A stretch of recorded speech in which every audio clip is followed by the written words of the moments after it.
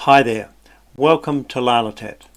I'm Lance King, and for the next hour or so I'll be taking you through all the structural design elements and all the tasks you need to complete in order to design and implement your own Core ATL post-pandemic skills program. Now, ATL, of course, is approaches to learning in an IB context, but if you have just one IB program rather than all three, or even if you have no IB programs at all, this session will still be of use to you. All you need to do is replace the letters ATL with 21st century competencies, 21st century skills, whatever it is that suits your particular curriculum and your particular school context. So I hope you enjoyed the session. Let's get started. So I'd like to start by taking you back to the beginning of the COVID pandemic and have you think about what was going on for you at that time. I mean, would you say that at the beginning of the COVID-19 pandemic that you were fully familiar with all the best websites for teaching your subject and all the best delivery platforms for remote learning? And some of you I'm sure were, but most people were not at that time. And do you think you were well trained at that point to design good quality, engaging remote learning lessons? Maybe, maybe not. And but I'm sure you're all teachers, and so I'm sure that it wasn't long before you adapted and changed and got familiar with all the technology that you needed to be familiar with and were designing great lessons for your students relatively quickly. But then did you discover the second part of the equation? Did you discover then that most of your students were poorly equipped to manage their own learning in a self-managed way? Did you find that most students did not really have the skills they needed to learn remotely? Did you find that most students didn't have practice and experience of remote learning to draw on? Because that was the situation that, certainly from my experience, most teachers seem to find themselves in back in March or maybe even February 2020. And why was that? Well, of course, it was because remote self-managed learning had not been a priority in school life up to the pandemic. And that's completely obvious, but to me it reinforces the importance of ATL skills, because it seems to me the overall purpose of any ATL skills program is to develop self-managed learners. And how do we do that? Well, we do that through making sure that all students get good training and a full curriculum of ATL skills, by making sure that those students then apply all those ATL skills to all their subjects, get lots of practice in those ATL skills, develop those ATL skills up to mastery level, and also by making self-management of learning a critical factor in formative assessment. You know, if we prioritize self-management of learning as an outcome for students to achieve with measurable standards, with progression, with ways to assess self-management itself, then what I think we would do would be to equip students with all the skills that they need to cope with not just the present or the future environment of schooling, but in order to cope with all the rigors of virtually every occupation in the future. And to me, it's all about helping students to realize that they do have control over their own academic success.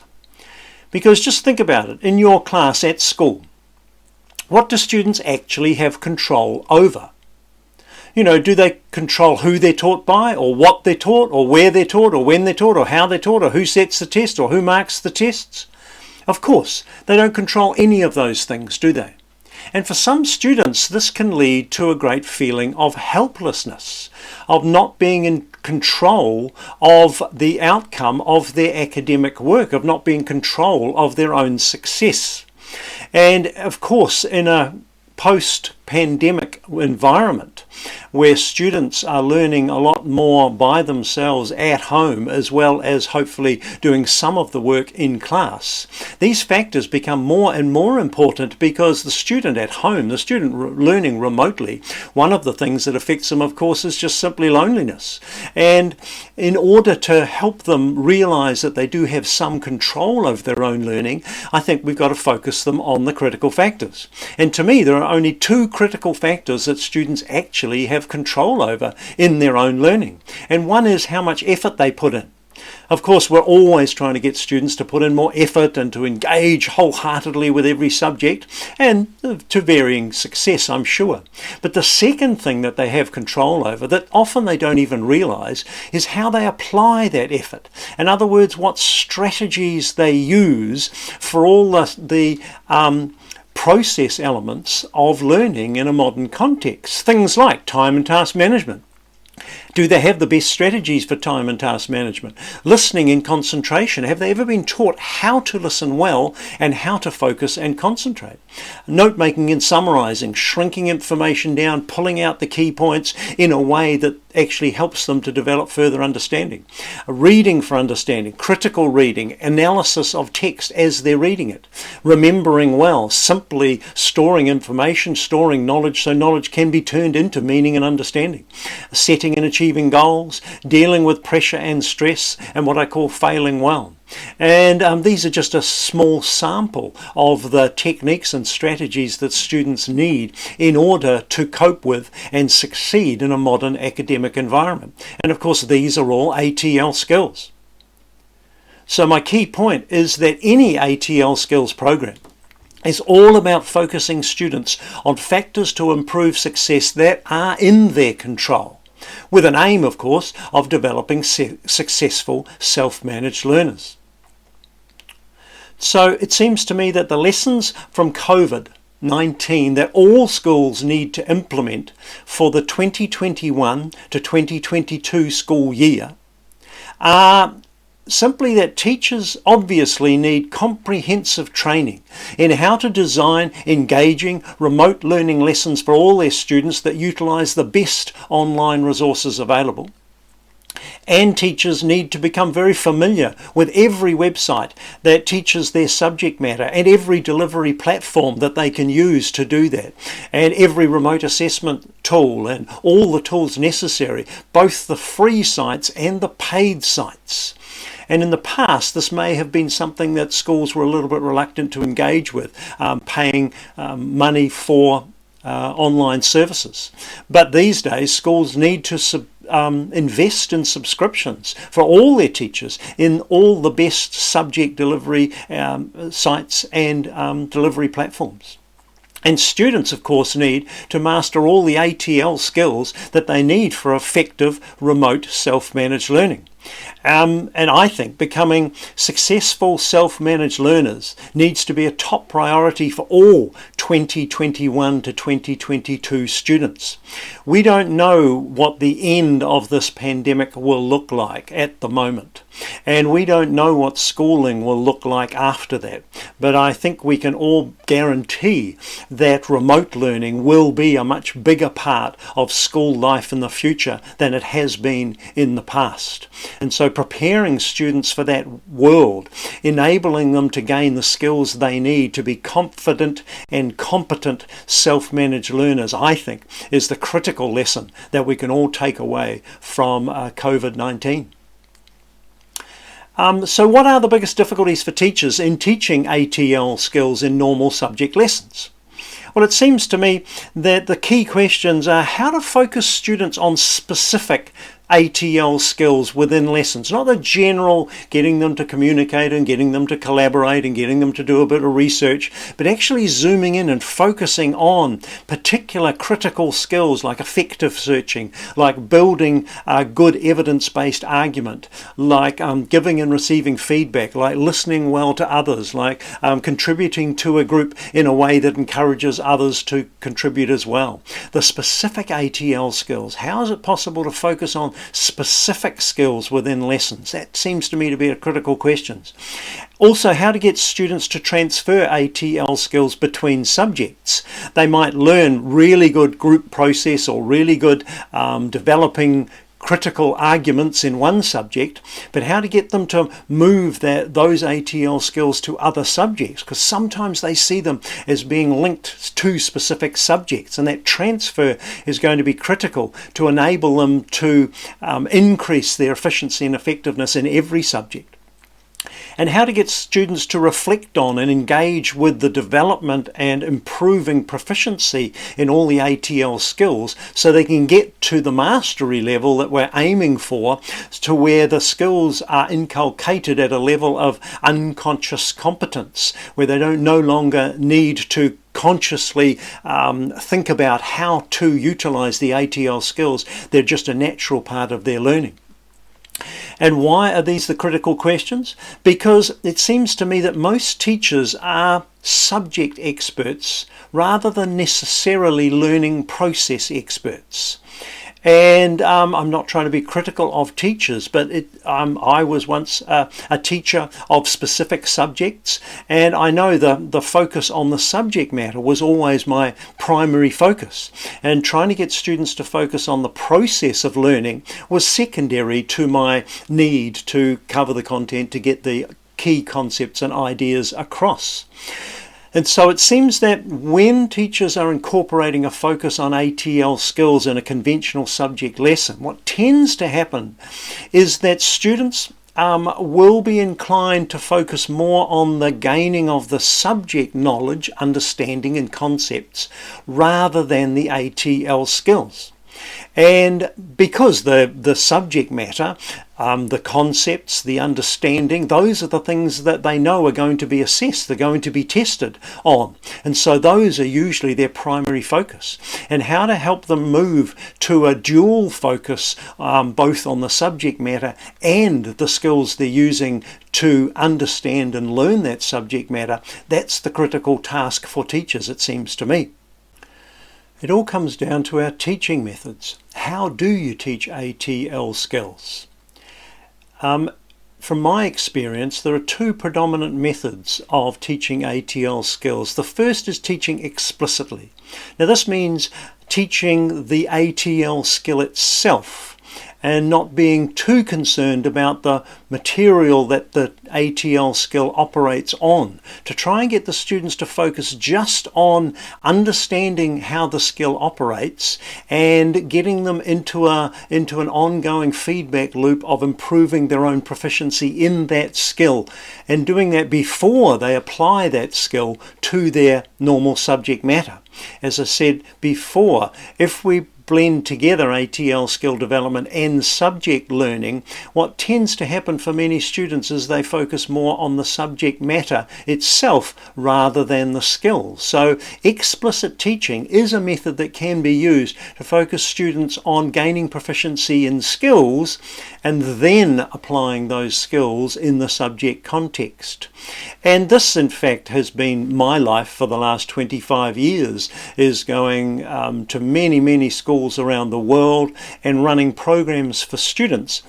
Programs which are simply skill development programs, teaching them how to organize their time, teaching them how to manage their state, how to develop perseverance, how to overcome difficulties, how to summarize information, how to remember information, how to do all the key skills of important subject learning. But in my courses they are doing them outside of the subject, and they then transfer those skills into the subject.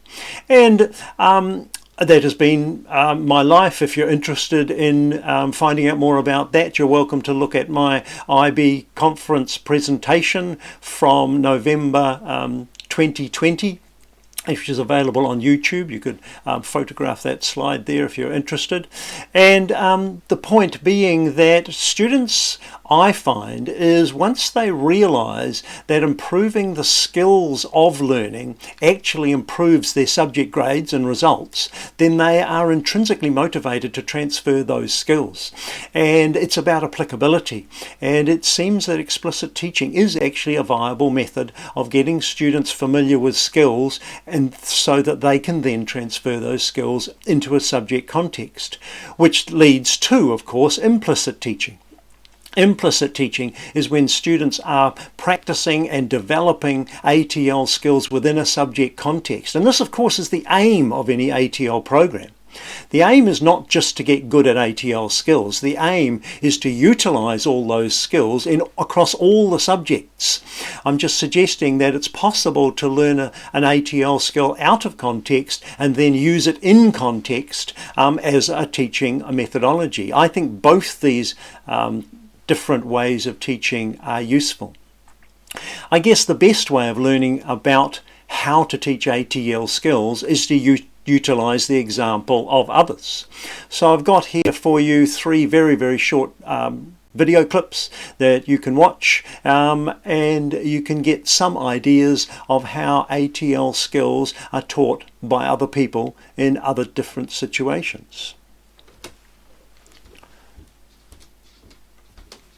At Tokyo International School, we foster both a culture of thinking and also we teach thinking skills explicitly. What kinds of questions do we get? Let me see. Where's the setting? Where kind of questions? Good job. Who questions? Who questions? Good. Every few pages, I'm going to stop and then I'll give you a chance to share your question. Are you ready? Yes. Okay. What we're learning is how does music make you feel?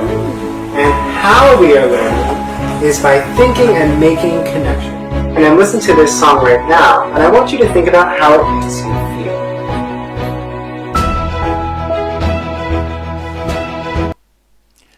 So what it seems to me the teachers are doing in those little snippets are they are asking the students to notice and reflect on the processes they're using to learn the subject matter, but they're kind of doing it first to highlight their awareness and then asking them to apply those skills in subject contexts.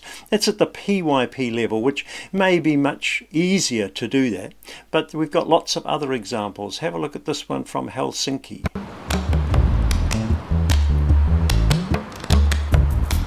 At the Hiidenkivi Comprehensive School in Helsinki, another day begins with Finnish language lessons. The kids are covering 3 topics over 3 hours, forming arguments and expressing ideas, working in a group, using shared documents to enhance learning. From today, you should be able to turn news articles into something interesting that you can present to other people, and you can investigate what those articles are about and learn something new. The pupils chose newspaper articles on archaeology, sport and refugees as their themes or phenomena, and now they're working on specific topics.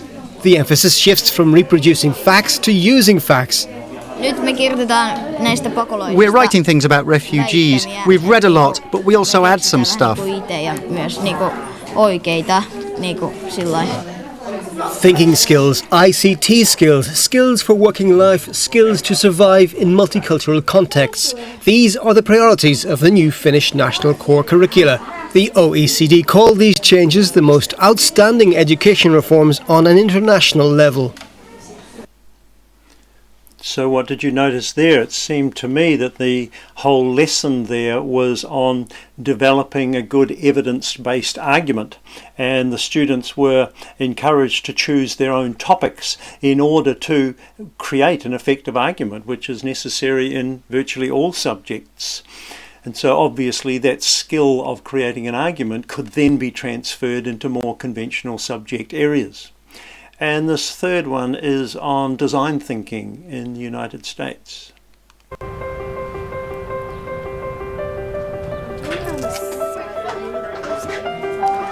So guys, let's answer this question together. Maybe put some on more. So you want to put something else to brace the back? Yeah. All right, but what about bracing this piece? Because we explicitly teach process skills through design thinking, our students are better collaborators, they are more resourceful, and they are critical thinkers and problem solvers.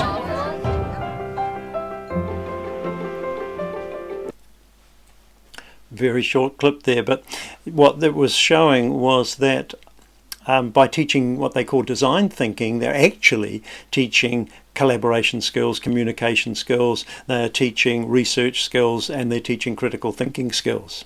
So lots of possibilities there. All these clips are available on YouTube. Just put the heading in there, you'll be able to find the whole clip if you're interested. Another thing that I've found here is in the Cambridge A-level system, what they're doing is they're teaching thinking skills as a specific subject in Cambridge A and AS level programs. So it is now a specific subject with its own curriculum, with its own assessments, and if you investigate the program, you discover it's not just critical thinking, developing a good evidence-based argument, it also involves good research skills and good organisational skills, and a lot of other skills are inherent in there as well. So it seems to me the Cambridge system is actually at the forefront of specifically teaching thinking as a skill set in itself. Within the IB context, of course, you're all very familiar with the learner profile. If you take all the attributes of the learner profile and kind of collapse them together, I guess that they make the characteristics of a good self-managed learner. And if you draw out the skills out of the self-managed learner, then those are what we call the ATL skills.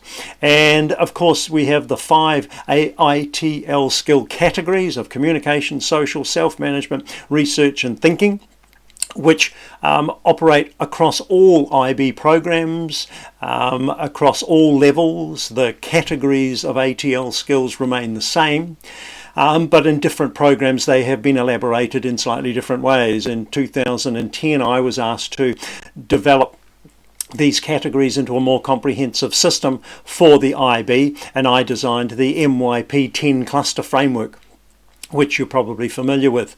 And so now we have 10 clusters, but 10 clusters is still just a group of headings. So what we then needed to do was to break those down into individual strands, individual particular exercises that students can do to develop specific skills within a general heading like communication or collaboration or organisation. And initially I came up with 134 strands that you've probably seen, which in recent years, beginning of 2020, I actually simplified down and is now available in 75 strand, a framework which is much easier for people to utilize. I didn't change any of the content, I just eliminated the duplication and updated the language somewhat, and I'll show you in a minute where you can find these frameworks on my website. So we've got the ATL across programs, we've got the 5 ATL categories which have been elaborated into MYP ATL and the 10 clusters. Now when I designed that, I actually designed it not just for MYP, I think it can be spread right out into PYP and DP as well. In terms of students working on these skills themselves, it probably is applicable down to about grade 2, year 3, somewhere in there, and probably up to year 10, grade 11, somewhere around there. Then of course DP ATL can take over. We have a similar framework for DP ATL, and most recently the framework for PYP ATL has been elaborated. Within LALATAT, we are focusing on MYP ATL and DP ATL. By September 2021, we will have another portal for PYP ATL, which will take care of the pre-K to K to junior school to junior levels, and which will then blend with MYP ATL, which will then blend with DP ATL. So right now I'm going to focus you on the middle one, which is the MYP ATL skills. So this is the MYP ATL framework. I'll show you where to get that in just a second. You can see there it's quite comprehensive. It's got all the 75 strands for MYP ATL in there. And you'll notice the color coding. Well, the color coding is just my way of helping you to separate out different types of ATL skills. I color code the cognitive ATL skills in green. These are active information processing strategies like note making, listening, time management, etc. The ones coded in pink are the affective, or what is sometimes called character skills, helping students to gain some control over mood, motivation and attitude, things like self-motivation, perseverance, resilience, etc. And the blue strands coded are the metacognitive skills, helping students to start thinking about their thinking and noticing how they learn, noticing what strategies they use, and engaging them in a process of self-assessment and improving their competency and their proficiency in the ATL skills. What I've done now is I've taken the MYP ATL skills full framework of 75 strands, and I've divided it up into 2 sub-frameworks to be more useful and more applicable for teachers to use. And the first lot of skills that I've drawn out, I'm calling the Core ATL skills for self-managed learning. These are the essential ATL social, emotional, organisational skills that are needed by every student to develop effective self-management. And of course, remote self-management is a part of that and can be utilised for every single subject. And this is the framework that I'm going to show you how to develop into a program at your school. And then the skills that remain are the subject-specific ATL skills. And these are ATL skills that give students significant advantage for academic success in learning all their subjects. But we'll start with the Core ATL skills for post-pandemic learning. And so what are those skills? Well, it seems to me that students, what do they need first? Well, first they need to be good time managers, don't they? Time and task management has got to be critically important, especially if they're learning in a remote environment. How to organise information, how to prioritise tasks, how to decide on the importance and the urgency of tasks, how to put them into a framework, how to map them out over a schedule, and how to make sure that they are achieving all the goals on the way through.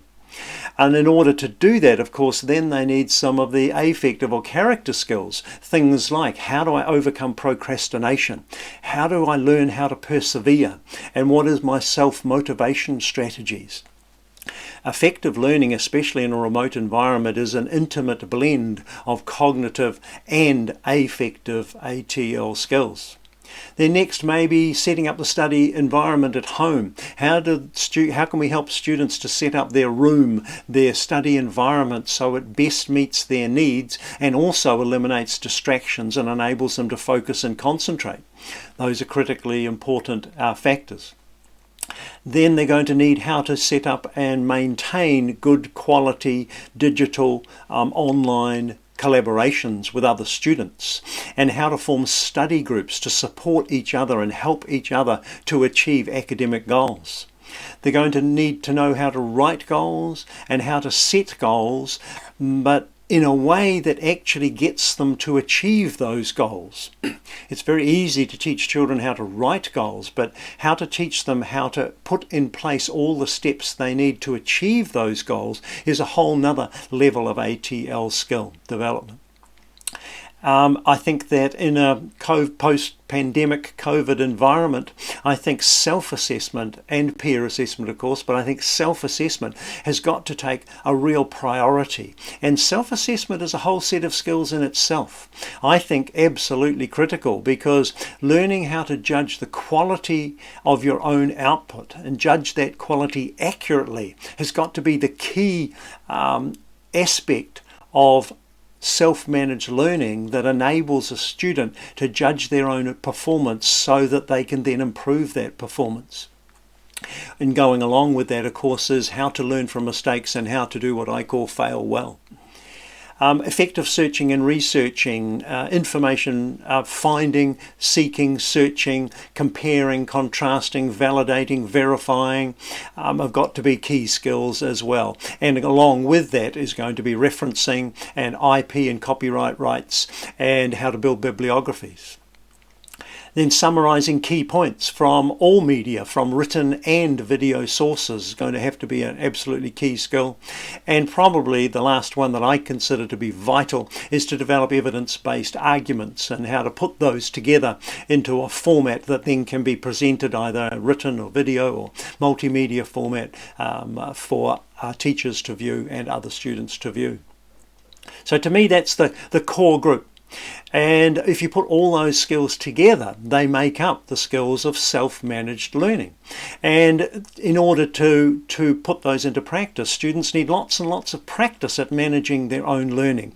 And not just at home in a homework or remote learning environment. Anytime they're at school, anything that we as teachers can do to help them learn to manage their own learning at school will give them the basis of practice and experience that they need, that they can then transfer into a home environment.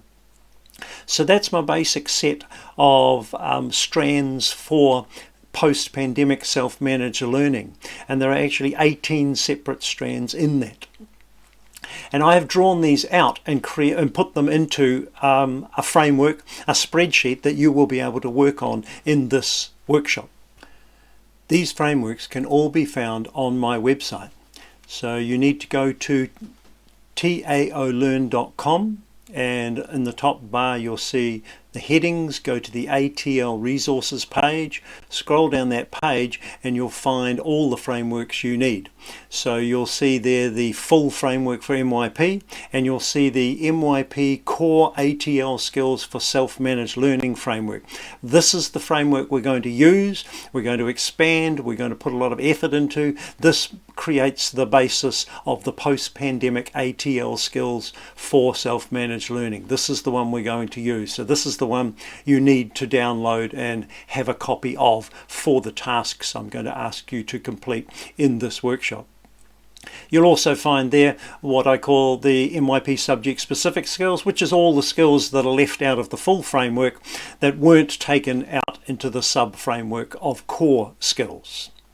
You'll also find frameworks for DP skills. You'll find the full framework. You'll find the core ATL skills for self-managed learning at the DP level. Now they are exactly the same skills as the skills at the MYP, because the skills for self-managed learning really don't change, and they are applicable from right down at the earliest possible years right up through DP. This is why I'm suggesting you just use what I'm calling the MYP framework to actually design a post-pandemic skills for self-managed learning program across all years at your school.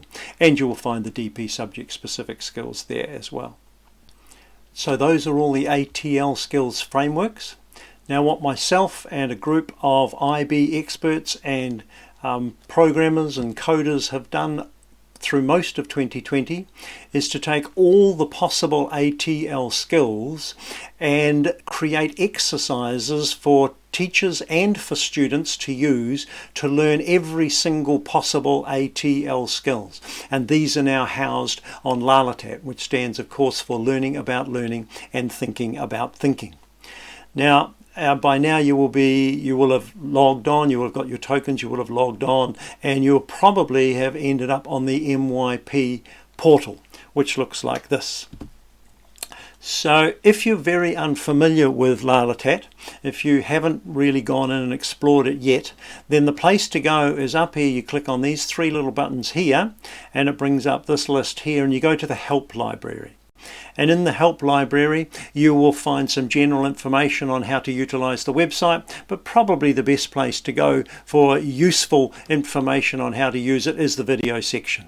You can go to the introductory section, which I've produced a small 2, 3, 4 minute video on LALATAT for students and one for LALATAT for IB teachers. So how to use the platform. And then if you go to the actual how to use LALATAT portal or page, you will find there's a whole selection of how to use video clips, very short, 1 to 2 minutes, one on page navigation, so how to find your way around the pages. There's over 120 pages in LALATAT, so page navigation is going to be important. How to use the help library, and in terms of getting the message about LALATAT across to students, to teachers, to school authorities and to parents. I've set up 4 specific short video clips explaining the benefits of LALATAT for teachers, for students, for schools and for parents. There's one there that you can direct parents to help them understand why LALATAT is important. And then the last one is on assessment. Absolutely critical, how assessment of ATL skills works using LALATAT.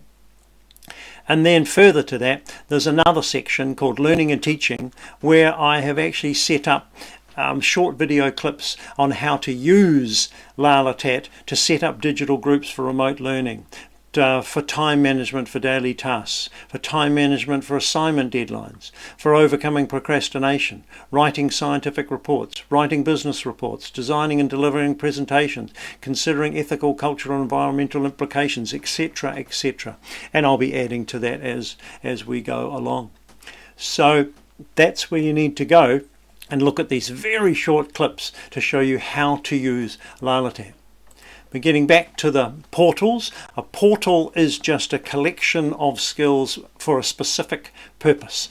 We have the MYP portal, and if you go over here again and click on portals, you'll see there is the DP portal, and there is also this new portal called the Remote Learning Portal. Now what that is for is this is all the specific skills necessary for this core post-pandemic program for self-managed learning. So here there are 18 strands, you see them all here. These are the strands for that particular program. So this is what I want you to use to help you to design and implement your own post-pandemic ATL skills for remote self-managed learning program. Each particular heading, of course, you can open it up and it shows you the particular exercises that are in each particular strand, and if you click on an exercise it takes you immediately to that. Here's one I've actually worked through myself and filled in. So I will show you how to use these. I hope you enjoy it. I hope you use it, and not just for students, because I think there is a good use for ATL skills for teachers as well. And in fact, that's what I'm going to ask you to think about for your first task. So if you look at these, this is the 18 strands that I have decided are the core ATL self-management skills. You of course can add to this and subtract it, and you can change it, you can do whatever you wish with it. I'm just suggesting that I think these are the core ATL strands that are necessary for self-managed learning, in particular remote self-managed learning. But if you think about those, which of these do you think are most relevant to teachers' lives? I mean, what could you do with getting better at?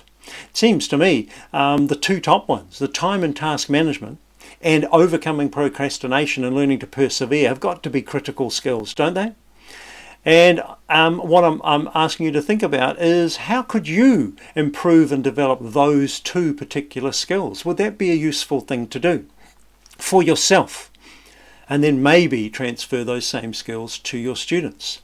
So in order to help you get more familiar with LALATAT and get familiar with the structure that we use to create the exercises that you can use in lessons or outside of lessons, that students can use with you as a teacher or by themselves, I think it would be useful for you to do some of these exercises yourself. So here's task 1. And so what I'm going to ask you to do, I'm going to outline the task, then I'm going to ask you to pause this clip and actually do this exercise. So I suggest you work in pairs. Each person logs on to LALATAT Online, and you go to the Remote Learning Portal, that portal I just showed you. And you open up the Organisational Skills category, and then you open up Time and Task Management. And I suggest you work through the first 2 exercises in task and time management. Exercises 1 and 2. You can help each other and work together and share ideas, but I would suggest that each person fills in their own information. It asks you to map out all the tasks you've got for the next week coming up. Then it asks you to think about 2 ways of describing each task in terms of its importance, which is the significance for you, is it one of your goals, and its urgency, which is to consider the significance of that achieving that goal for someone else? Are you doing that particular task for someone else? And so you do an analysis of that, and then it's got an explanation about, it's called the Eisenhower matrix. It automatically puts these tasks into the matrix, and it asks you to think about how you can utilize that to actually relieve stress and pressure by moving tasks to different parts of the Eisenhower matrix. It's all explained in that. You'll see that I think it's a very, very useful thing. It's something I use in my own life, and it's been one of the tools that's enabled me to keep my own business organized for the last 25 years. So I think that's a useful thing for all teachers to have a look at for themselves. And then I suggest you go out of that one once you've completed exercise 1 and 2 in time and task management. I suggest you also have a go at an exercise that is within the character skills category called perseverance and procrastination. How do you overcome perseverance, and how do you overcome procrastination and learn to persevere? Because everyone does persevere sometimes, don't they? But it's a specific skill set, and if you can map out how you do it, then maybe you can learn to transfer that into other situations. So it is a particular format of exercise that I'd like you to become familiar with. So can you go to that one and complete exercise 1, 2 and 3?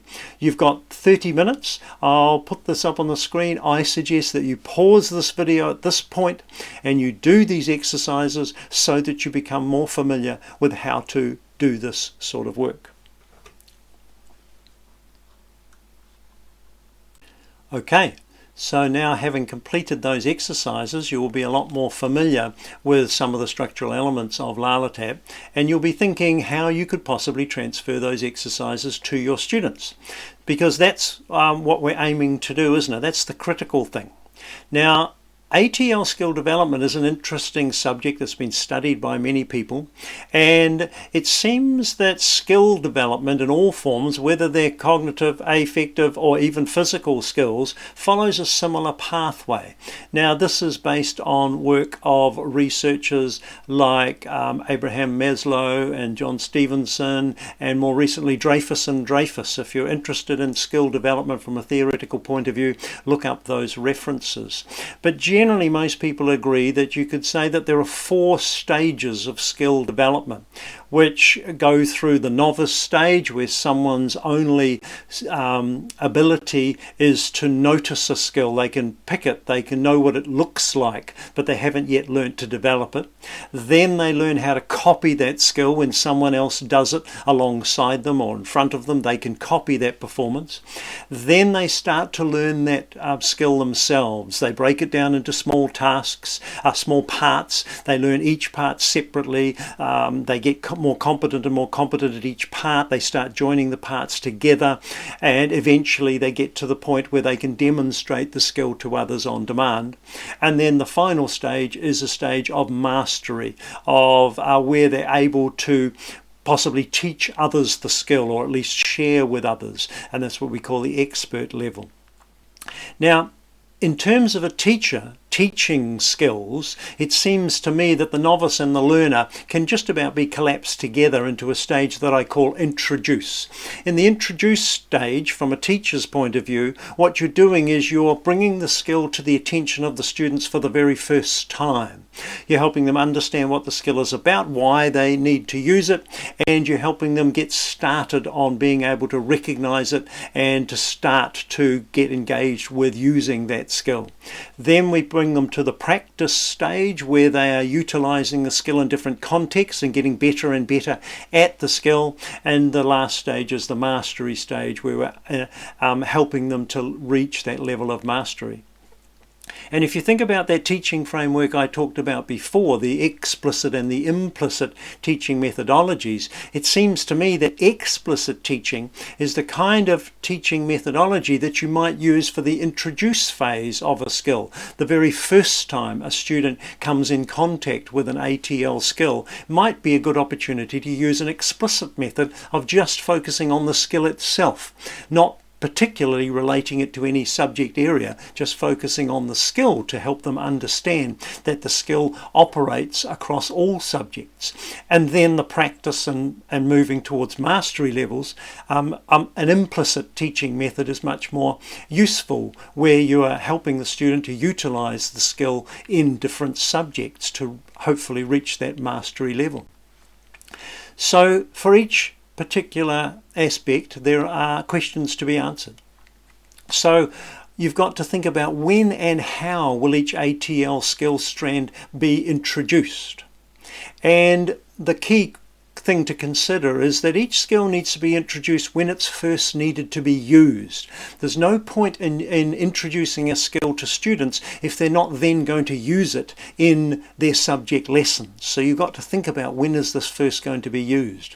And then how will the skill be practiced and developed? Well, this is where you've got to think about creating opportunities for students to practice any ATL skill across a range of subjects so that they get that feeling that the skill stays the same but the subject matter changes. And they increase their proficiency in the use of the skill, and they go up through the stages to where they feel that they are at the reasonably competent level. And then we help them move to mastery. And you've got to think about, what is the standard of mastery? How will I know that mastery has been achieved?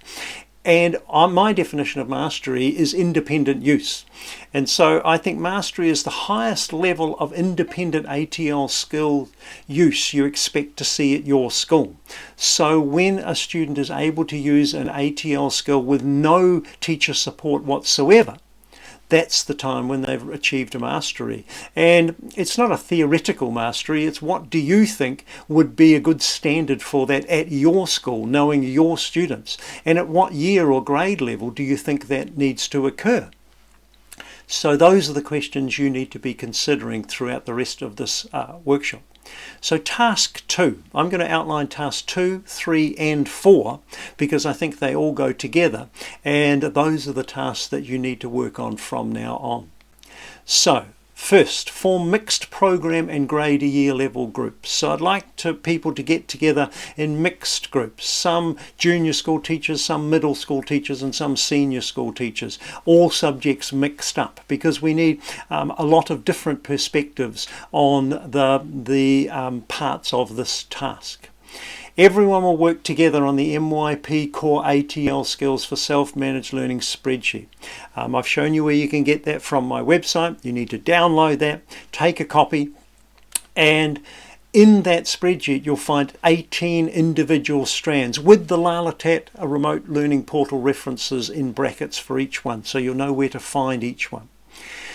And so I suggest you divide up those 18 strands amongst all the people in your this particular groups that you've set up, so that each group can look after 1 or 2 or 3 depending on how many people you've got in the groups. And each subgroup then designates one person as their data entry person, because across the entire team of people working on this, you will be working on just one spreadsheet, each group or subgroup working on a different strand, so you can all be entering data at the same time. You then go to the LALATAT remote learning portal, as I've shown you, and read through the exercises you find there for your particular strand. And so having looked at the exercises, you've then got to start thinking, okay, what grade or year level would it be appropriate for me to introduce this particular ATL skill to my students utilizing the exercises from LALATAT? Pick one of the relevant remote learning portal exercises for your strand that a teacher could use to introduce the skills strand to the students for the first time, and then write the when and the how in the first lesson column on the spreadsheet. So if you're looking at the spreadsheet, this is what it looks like.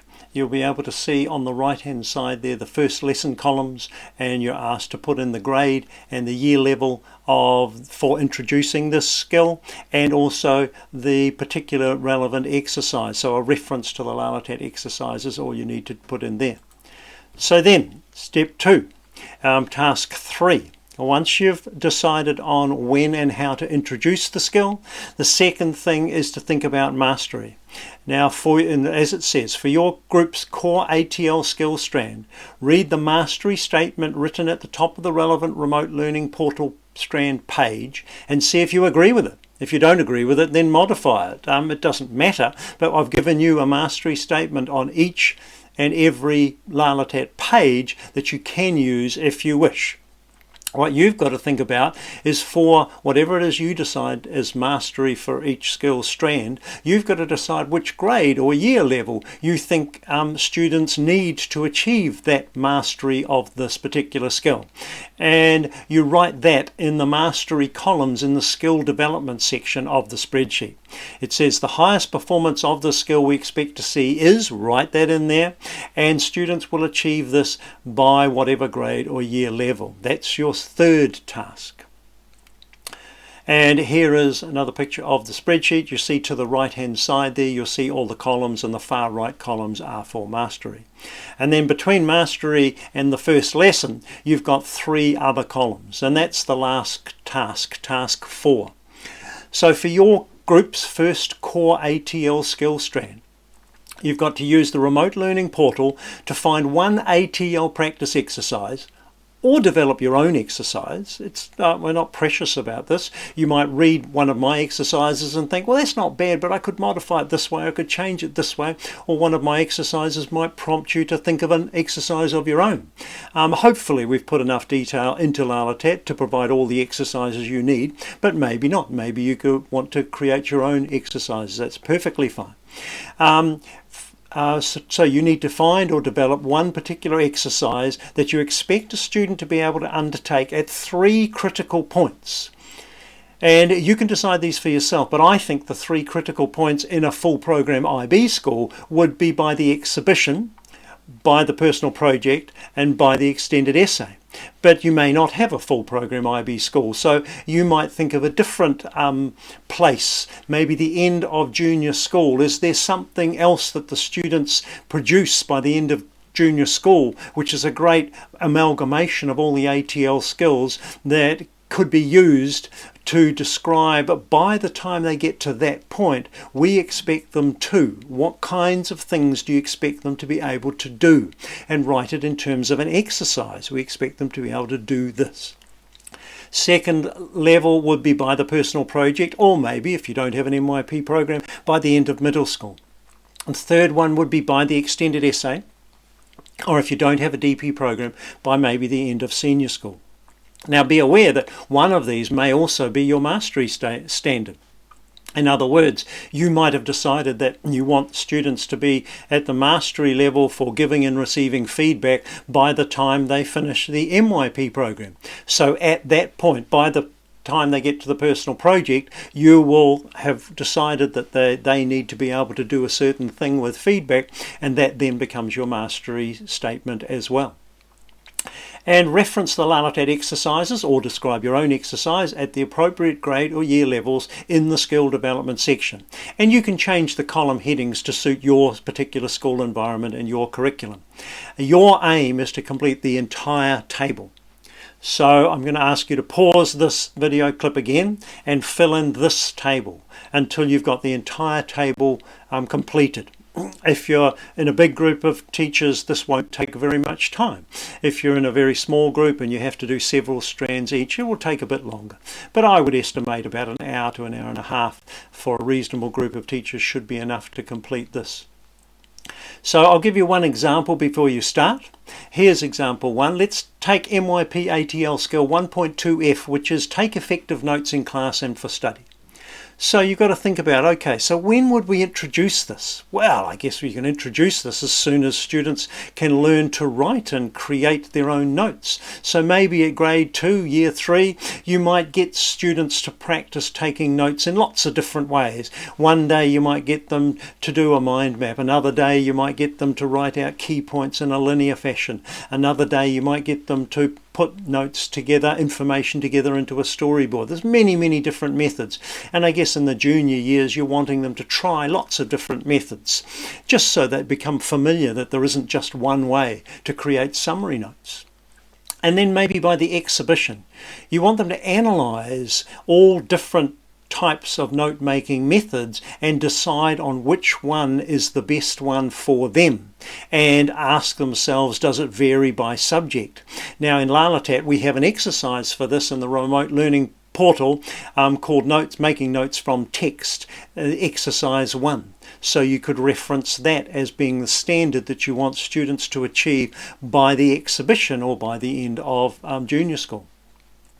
And then by the personal project, maybe you want them to be good at making effective notes from video or podcast, because that's a whole nother level of note making, isn't it? To be able to watch a podcast, listen to a podcast or watch a video clip and make a good summary of the information presented.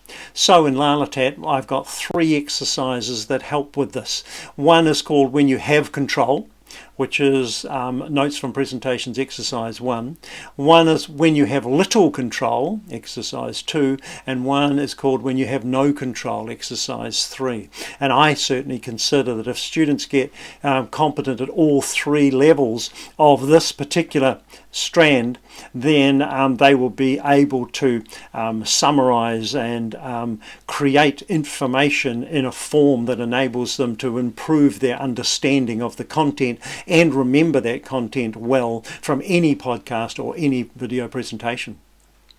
And then maybe by the extended essay, which could also be your mastery standard, maybe you want them to be able to process large quantities of text-based information rapidly, like that skimming, scanning, speed reading technique, with full understanding and recall. That would be an amazing skill for students to master by the time they get to near the end of the DP, wouldn't it? And we have an exercise for that in the remote learning portal called Notes from Text, exercise 2.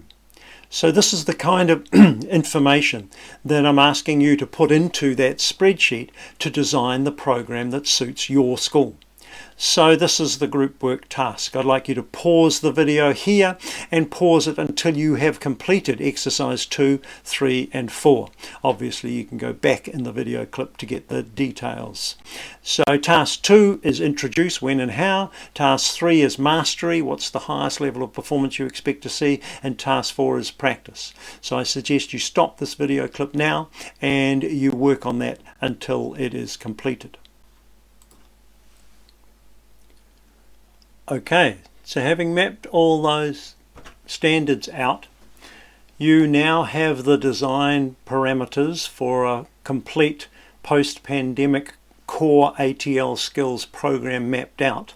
So now the last phase is, of course, the implementation in the classroom. How are you going to make sure that ATL skills are easily utilized by teachers in existing lessons? So I think the essence of any ATL skills program is simply doing. In other words, what are the tasks you want students to complete in order to understand the concepts, to retain the information, and to complete all the assessments? So what do you want them to do in individual lessons? What do you want them to do after each lesson? What do you want them to do for homework? And what do you want them to do for formative and summative assessments? Because most teaching is about setting tasks for students. And when you think about the tasks, things like revising and summarizing key points, writing essays, descriptive essays, interrogative essays, expository essays, scientific reports, business reports, designing and delivering presentations, creating evidence-based arguments, researching well, finding information, comparing, contrasting, validating, verifying, looking after referencing, bibliographies, IP rights. These are all ATL skills. And so in order to think about how to get ATL skills in specific lessons, it's important to focus on the doing. So, and in that you can build in explicit or implicit teaching relatively simply. So step 1 is to analyze each unit plan and decide which of the core ATL skills that you've already mapped out will most help your students to improve their understanding of the concepts and the subject matter and to complete the assessments. And so what is it? Things like listening, calculating, summarizing, collaborating with others, researching, planning. And what about the thinking? What kind of thinking are they going to use? Analysis, critical thinking, creative thinking, comparing and contrasting evidence, developing arguments, etc. You've got to think about the cognitive processes and the mechanical processes that they go through in any particular lesson or in any particular unit. And then you've got to find the appropriate ATL skills exercise in the LALATAT remote learning portals that you've already mapped out, and maybe set the exercise for homework for the night before a lesson. Have students reflect on the key points at the beginning of the lesson, and then have them practice the skill in the lesson. This is what I would think of as an explicit remote ATL focus, which is then transferred to implicit learning of the skill and practice of the skill in the classroom. Or you might have students complete the LALATAT exercise at the beginning of the lesson and then apply it within the lesson. So this is explicit teaching of the skill within the lesson, followed by implicit use of the skill in the subject lesson itself. Or you might build the entire lesson around the LALATAT exercise, making the learning completely implicit within the lesson itself. So how are you going to implement this Core ATL skills program at your school? Well, obviously step one is going to be to make sure that all students are linked up to LALATAT online, and especially have becoming familiar with the remote learning portal. So then what are some options? Well, one option might be to have the post-pandemic Core ATL skills program running as a separate standalone program linked to remedial or task-based assessment. So you could set this up so that students could work on it remotely at home using the LALATAT portal, or, as I said before, utilizing exercises at night for homework, doing the exercise and then bringing that understanding to the lesson the next day. And linked to remedial, what I mean by that is doing remedial assessment of ATL skills with students and finding out if a whole class needs some help on research skills, on collaboration skills, whatever it is, and having them do those exercises specifically for remedial work to bring them all up to speed, or doing it on an individual student basis if you notice that one student or two students are particularly unpracticed in certain ATL skills. They could do it that way. If it's as a standalone program that students can access remotely, then this makes it very easy for them to upskill their ATL skills themselves. Or you could use a teacher choice model, where each teacher chooses from the Core ATL skills spreadsheet the particular strands that they consider that their students need the most, and they have the students work on those appropriate LALATAT remote learning exercises when they're needed, either explicitly and remotely or implicitly within normal lessons using subject-based content. Or you could have a more centrally planned approach, where the introduction and practice of all the core ATL skills strands is mapped out across all departments and across all year and grade levels, and individual teachers take responsibility for building the appropriate LALATAT remote learning exercises into their lessons. So those are three approaches you could take, or create your own approach, of course. And I guess there are some last questions. The last questions are, who is going to take responsibility for introducing, practicing and moving students to mastery and gathering evidence of mastery of which core skills when with which students? These are big questions. These are things you need to consider for yourself depending on the character and nature of your students and your school. And how will you ensure that every student gets taught all the core ATL skills that they need? And whose overall responsibility is it to ensure effective implementation of the whole Core ATL skills program? These are questions which I certainly can't answer for you, but these are questions which you will need to consider seriously in order to get this program implemented to the best possible level in your school.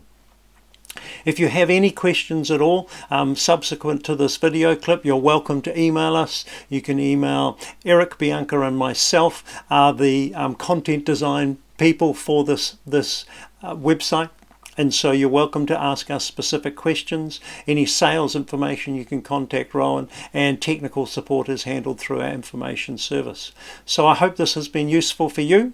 I hope you enjoy LALATAT, and I hope you utilize these emails also to give us feedback on what you like, on what you don't like, and what you think could be improved, and what you would like to see in the future, because this is now our mission, is to help all teachers in all schools to focus students on how they learn as much as what they learn. So thank you for watching. Email me anytime. Goodbye.